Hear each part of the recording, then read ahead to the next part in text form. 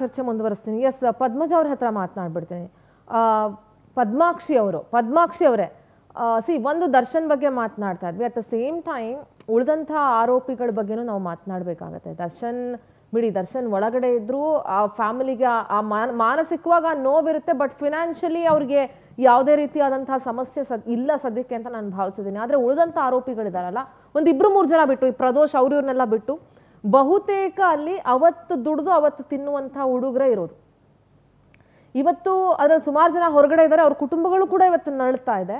At the same time Pavithra Gowda ಬಗ್ಗೆ ಮಾತನಾಡಬೇಕಂದ್ರೆ, ಪವಿತ್ರ ಗೌಡನು well settled, well secure ಇದ್ರೂ ಕೂಡ ಅವರಿಗೊಬ್ಬ ಮಗಳಿದ್ದಾಳೆ.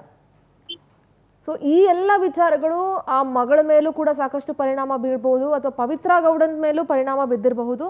ಸೊ ಇದ್ರ ಬಗ್ಗೆ ಮಾತನಾಡೋದಾದ್ರೆ, ಈಗ ನೀವು ಅವ್ರ ಮಗಳು ಅಂತ ಹೇಳಿದ್ರಿ, ಅವ್ರ ಮೇಲೆ ಸಾಕಷ್ಟು ನೆಗೆಟಿವ್ ಇಂಪ್ಯಾಕ್ಟ್ ಆಗೇ ಆಗಿರುತ್ತೆ, ನಕಾರಾತ್ಮಕವಾದಂತ ಇಂಪ್ಯಾಕ್ಟ್. ಯಾವಾಗ ನಮ್ಮಮ್ಮ ಬರ್ತಾರೆ, ಯಾವಾಗ ನಮ್ ಜೊತೆ ಇರಕ್ ಬರ್ತಾರೆ, ಏನಾಗುತ್ತೋ ಏನೋ. ಸಾರಿ ಟು ಇಂಟರಪ್ಟ್, ನಾನು ಇನ್ನೊಂದು ದರ್ಶನ್ ಅವರ ಮಗನನ್ನು ಸೇರಿಸ್ಬಿಡ್ತೀನಿ. ಅವ್ರ ಮೇಲೂ ಸಹ ಇಲ್ಲಿ ಇನ್ಫ್ಯಾಕ್ಟ್ ನೀವು ಹೇಳಿದ್ರೆ, ಒಳಗಡೆ ಇರೋಂಥ ಯಾರು ಆರೋಪಿಗಳಂತ ಏನ್ ಕರಿತಾ ಇದಾರೆ, ಅವರ ಎಲ್ಲ ಮಕ್ಕಳು, ಫ್ಯಾಮಿಲಿಗೆ ಎಲ್ಲರೂ ಡಿಸ್ಟರ್ಬ್ ಆಗೇ ಇರ್ತಾರೆ. ಅವ್ರ ಒಳಗಡೆ ಅವ್ರಿಗೆ ಬೇಕಾಗಿರುವಂತ ಸವಲತ್ತುಗಳು ಸಿಗ್ತಾ ಇಲ್ಲದೆ ಇರ್ಬೋದು, ಹೊರಗಡೆನೂ ಸಹ ಅವ್ರ ಸವಲತ್ತುಗಳಿದ್ರೂ ಸಹ ಆರಾಮಾಗಿ ಇರ್ಲಿಕ್ಕೆ ಸಾಧ್ಯನೇ ಇಲ್ಲ. ಎಸ್ಪೆಷಲಿ ಅವ್ರ ಮಕ್ಳುಗಳು. ಯಾಕಂದ್ರೆ ಯಾರೋ ಸಿಕ್ದವ್ರು ಏನೋ ಒಂದು ಹೇಳ್ಬೋದು, ಒಂದು ಟಾಂಟ್ ತರ ಕೊಡ್ಬೋದು, ಅದನ್ನ ಅವ್ರಿಗೆ ಫೇಸ್ ಮಾಡಕ್ಕೆ ಆಗದೆ ಇರ್ಬೋದು.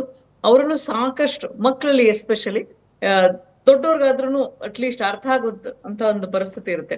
ಮಕ್ಕಳಿಗೆ ಇಲ್ಲಿ ಏನ್ ನಡೀತಾ ಇದೆ, ನನ್ ಮಮ್ಮಿ ಅಥವಾ ನನ್ನ ಅಪ್ಪ ಜೈಲ್ ಒಳಗಡೆ ಇದ್ದಾರೆ ಅನ್ನುವಂತ ಒಂದು ಫಸ್ಟ್ ಡಿಪ್ರೆಷನ್, ಆ ಬೇಜಾರು. ಅದ್ರ ಜೊತೆಗೆ ಈಗ ತಲಾತಟ್ಟಿಗೆ ಜನ ಒಂದೊಂದು ಮಾತಾಡೋ ರೀತಿಯಲ್ಲಿ ಅಥವಾ ಬೇರೆ ಬೇರೆ ಟ್ರೋಲ್ಗಳಲ್ಲಿ ಓದ್ಬೇಕಾದ್ರೆ ತುಂಬಾ ಡಿಸ್ಟರ್ಬ್ಡ್ ಆಗ್ಬಿಡ್ತಾರೆ. ಅವ್ರಿಗೆ ಡೆಫಿನೆಟ್ಲಿ ಸ್ಟೂಡೆಂಟ್ಸ್ ಇದಾರೆ ಅನ್ಸುತ್ತೆ, ಅವ್ರಿಗೆ ಓದೋದ್ರ ಮೇಲೆ ಕಾನ್ಸಂಟ್ರೇಷನ್ ಎಲ್ಲ ಮಾಡಕ್ ಆಗದೇ ಇಲ್ಲ, ಮಾಡ್ತಿರೋ ಕೆಲ್ಸದ ಮೇಲೆ ಕಾನ್ಸಂಟ್ರೇಷನ್ ಇರಲ್ಲ, ಸಮಾಧಾನ ಊಟ ತಿಂಡಿ ಮಾಡ್ತಿರಕ್ಕಾಗಲ್ಲ, ರಿಲೇಶನ್ಶಿಪ್ಸ್ ಅಲ್ಲಿ ಸಾಕಷ್ಟು ಪ್ರಾಬ್ಲಮ್ಸ್ ಆಗ್ತಾ ಇರುತ್ತೆ, ಫ್ರೆಂಡ್ಸ್ ಜೊತೆ ಹೇಳ್ಕೊಳಕ್ ಆಗಲ್ಲ, ಹೊರಗಡೆ ಬಂದಿರಕ್ಕಾಗಲ್ಲ.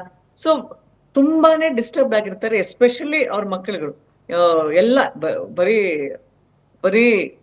ಇವ್ರಿಬ್ರು A1 A2 ಅಂತ ಏನು ಅವ್ರಿಬ್ರು ಮಕ್ಳು ಅಂತಾನೆ ಇಲ್ಲ, ಎಲ್ಲರ ಮಕ್ಳುಗಳು ಸಹ, ಫ್ಯಾಮಿಲಿ ಎಸ್ಪೆಷಲಿ ಒಳಗಡೆ ಏನಾಗ್ತಿದೆ ಅಂತಾನೆ ಗೊತ್ತಿರಲ್ಲ. ಊಟ ತಿಂದ್ರೋ ಬಿಟ್ರೋ ಸಿಕ್ತೋ, ಯಾಕಂದ್ರೆ ಮಾಧ್ಯಮಗಳ ಮೂಲಕನೇ ನಮ್ಗೆ ಗೊತ್ತಾಗೋದಲ್ಲ ಏನೇ ನಡೀತಾ ಇರುತ್ತೆ ಅಂತ. ಜಾಸ್ತಿ ನಮಗೂ ಅರಿವಿರಲ್ಲ, ಅವ್ರಿಗೂ ಸಹ ಗೊತ್ತಿರಲ್ಲ ಏನಾಗುತ್ತೆ ಅಂತ ಹೇಳಿ. ಏನಾಗ್ಬಿಡುತ್ತೋ ಅನ್ನೋ ಒಂದು ಆಲೋಚನೆಯಲ್ಲೇ, ಆ ಚಿಂತೆಯಲ್ಲೇ ಎಲ್ರು ಬರೀ ಒಬ್ರು ಅಂತಲ್ಲ, ಎಲ್ರು ಇರ್ತಾರೆ. ಓಕೆ ಓಕೆ ಎಸ್, ಲೋಹಿತ್ ಅವರೇ, ಇನ್ನೊಂದಷ್ಟು ವಿಚಾರಗಳು ಮಾತನಾಡೋದಾದ್ರೆ, ಅನಾರೋಗ್ಯದ ವಿಚಾರವನ್ನ ಹೇಳಿ ಅವ್ರು ಇಂಟರಿಮ್ ಬೇಲ್ ತಗೊಂಡಿದ್ರು, ಬಟ್ ಅದಕ್ಕೆ ತಕ್ಕಂಗೆ ಅವ್ರು ನಡ್ಕೊಳ್ಳಿಲ್ಲ. ಈಗ ಮತ್ತು ಬೆನ್ನೋವು ಅದು ಇದು ಅನ್ನೋದೆಲ್ಲ ಬಂತು. ಇನ್ನೊಂದ್ಸಲಿ ಮೆಡಿಕಲ್ ಎಮರ್ಜೆನ್ಸಿ ಸಿಕ್ಕಿದ್ರೆ ಈಗ ಟ್ರಯಲ್ ನಡೆಯೋ ಸಂದರ್ಭದಲ್ಲಿ ಜೈಲಿನಲ್ಲಿ ಹಲವಾರು ಪ್ರಕರಣಗಳಿದ್ದಾವೆ. ನಾವು ನಡೆಸುವಂಥ ಪ್ರಕರಣದಲ್ಲೂ ಕೂಡ ಕ್ಯಾನ್ಸರ್ ಪೇಷಂಟ್ಸ್ಗಳು ಕೂಡ ಒಳಗಡೆ ಇದ್ದಾರೆ. ಓಕೆ. ಸೊ ಹಾರ್ಟ್ ಪ್ರಾಬ್ಲಮ್ ಆಗಿರುವಂಥದ್ದು, ಅಲ್ಲೇ ಹಾರ್ಟ್ ಅಟ್ಯಾಕ್ ಆಗಿರ್ತಾರೆ, ಸ್ಟೆಟ್ಸ್ ಹಾಕಿರುವಂಥ ಕನ್ವಿಕ್ಷನ್ ಆಗಿರುವಂಥವ್ರು ಇರ್ತಾರೆ. ಸೊ ಇವೆಲ್ಲವೂ ಕೂಡ ಬೇಲಿಗೆ ಕಾರಣಗಳಾಗಲ್ಲ ಕೇಸ್ ನಡಿಬೇಕಂದಾಗ.